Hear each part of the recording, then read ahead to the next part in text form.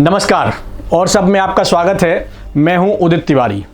भैया, आप social media पर कुछ भी पोस्ट करने से पहले 10 बार जरूर सोच लेना, क्योंकि अगर आपने एआई से बना कोई वीडियो पोस्ट किया, किसी का डीप फेक शेयर किया या किसी की पर्सनल फोटो बिना परमिशन डाल दी, तो अब इंस्टाग्राम, एक्स और यूट्यूब जैसी कंपनियों को सिर्फ 3 घंटे के अंदर उस पर एक्शन लेना होगा। यानी अब कोई कंटेंट घंटों या दिनों तक वायरल नहीं घूमेगा। और सरकार ने आईटी रूल्स में ये बड़ा बदलाव किया है। लेकिन सवाल ये है कि क्या इससे इंटरनेट पहले से ज़्यादा सुरक्षित होगा या फिर लोगों की आवाज़ दबने का खतरा बढ़ जाएगा। चलिए पूरी बात को आसान भाषा में समझ लेते हैं।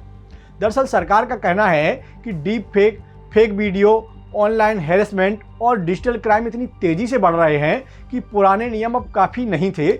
इसलिए सोशल मीडिया कंपनियों के लिए नया कंप्लायंस फ्रेमवर्क लाया गया है, ताकि गंभीर शिकायतों पर पहले से कहीं ज़्यादा तेज़ी से कार्रवाई हो सके। और अब समझिए सबसे बड़ा बदलाव क्या हुआ है। पहले ये होता था कि अगर कोई शिकायत करता था तो उसकी पर्सनल फोटो बिना परमिशन शेयर हो रही है या उसका डीप फेक वीडियो शेयर हो रहा है, उसकी आवाज़ बदलकर फर्जी ऑडियो बनाया गया है, तो सोशल मीडिया कंपनियों के पास इस पर कार्रवाई करने के लिए 36 घंटे का समय होता था। लेकिन अब ऐसे गंभीर मामलों में ये समय घटकर सिर्फ 3 घंटे का कर दिया गया है। यानी सिर्फ 180 मिनट के भीतर प्लेटफॉर्म को जरूरी कार्रवाई करनी होगी।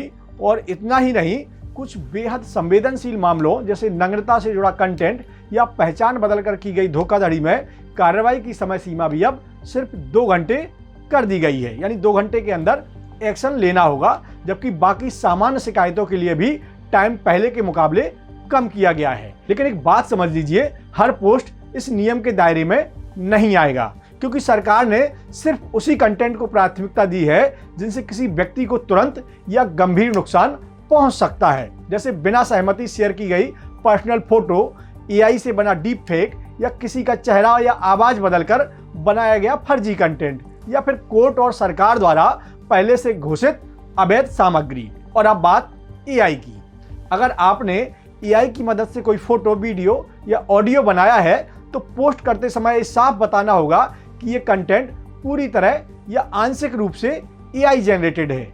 अगर ऐसा नहीं किया आपने तो प्लेटफॉर्म खुद उस पर लेबल या वाटरमार्क लगा सकता है और जरूरत पड़ने पर आपका वो पोस्ट भी हटा सकता है।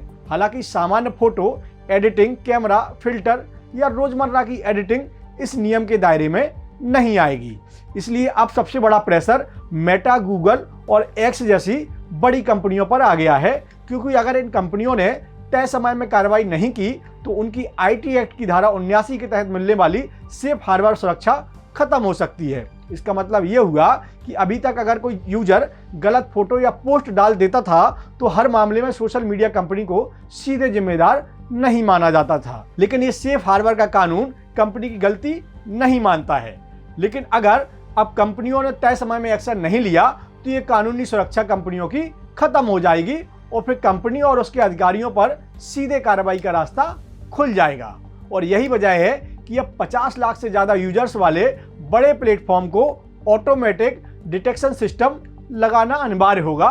नियमित कंप्लायंस रिपोर्ट जारी करनी होगी, शिकायत अधिकारी नियुक्त करने होंगे और यूजर्स के लिए वेरिफिकेशन और अपील सिस्टम भी उपलब्ध कराना होगा। और सरकार भी अपने लेवल पर एक्शन की तैयारी में है। जैसे डीप फेक पकड़ने के लिए आईआईटी मद्रास, आईआईटी जोधपुर और आईआईटी खड़गपुर जैसी संस्थाएं भी नई एआई टेक्नोलॉजी पर काम कर रही हैं, ताकि फर्जी वीडियो और नकली आवाज की पहचान पहले से ज्यादा तेजी से की जा सके।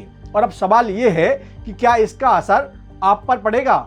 जैसे अगर कोई आपकी फोटो चुराकर डीप फेक बना देता है, आपकी आवाज बदलकर फर्जी ऑडियो वायरल करता है या आपकी निजी तस्वीरें बिना अनुमति शेयर करता है, तो अब आपको पहले से कहीं ज्यादा राहत मिलने वाली है। यानी जिस कंटेंट से किसी की जिंदगी बर्बाद हो सकती है उसे लाखों लोगों तक पहुंचने से पहले ही हटा दिया जाएगा। लेकिन दूसरी तरफ एक चिंता भी है, क्योंकि कहा यह भी जा रहा है कि सिर्फ 3 घंटे के अंदर फैसला लेने के प्रेशर में सोशल मीडिया कंपनियां एआई आधारित सिस्टम पर ज्यादा निर्भर हो जाएंगी। और एआई कई बार व्यंग, राजनीतिक टिप्पणी, पत्रकारिता या सामान्य चर्चा को भी गलती से नियमों का उल्लंघन मान सकता है। यानी कुछ सही पोस्ट भी अस्थायी तौर पर हट सकते हैं और ये अभिव्यक्ति की आज़ादी पर चोट हो जाएगी। इसलिए सावधानी बरतना भी एक बड़ा चैलेंज इन कंपनियों पर होने वाला है। और इसी मुद्दे पर आम आदमी पार्टी के नेता और दिल्ली के पूर्व मुख्यमंत्री अरविंद केजरीवाल ने भी सवाल उठाए हैं। उनका कहना है कि इतना सख्त समय सीमा का गलत इस्तेमाल सरकार विरोधी पोस्ट हटाने के लिए हो सकता है। वहीं सरकार का पक्ष है कि यह पूरा कदम सिर्फ डीप फेक, डिजिटल क्राइम और ऑनलाइन हैरेसमेंट से आम लोगों की सुरक्षा के लिए उठाया गया है।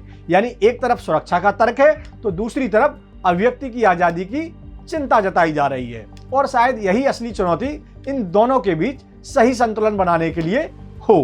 तो भैया, इंटरनेट अब सिर्फ टाइम पास की जगह नहीं रहा, यहीं कारोबार चलता है, यहीं चुनाव लड़े जाते हैं, यहीं किसी की इज्जत बनती है और कुछ मिनटों में वो इज्जत बर्बाद भी हो जाती है। इसलिए कानून का सख्त होना जरूरी है, लेकिन उतना ही जरूरी है कि उसका इस्तेमाल भी ईमानदारी से किया जाए। क्योंकि अगर कानून अपराधी को रोकने के बजाय आम आदमी की आवाज रोकने लगे तो नुकसान सिर्फ एक पोस्ट का नहीं होगा, पूरे लोकतंत्र का होगा। और अगर कानून अपराधी को खुली छूट दे दे तो इंटरनेट जंगल बन जाएगा। इसलिए असली जीत तभी होगी जब सुरक्षा भी बचे और आज़ादी भी बची रहे।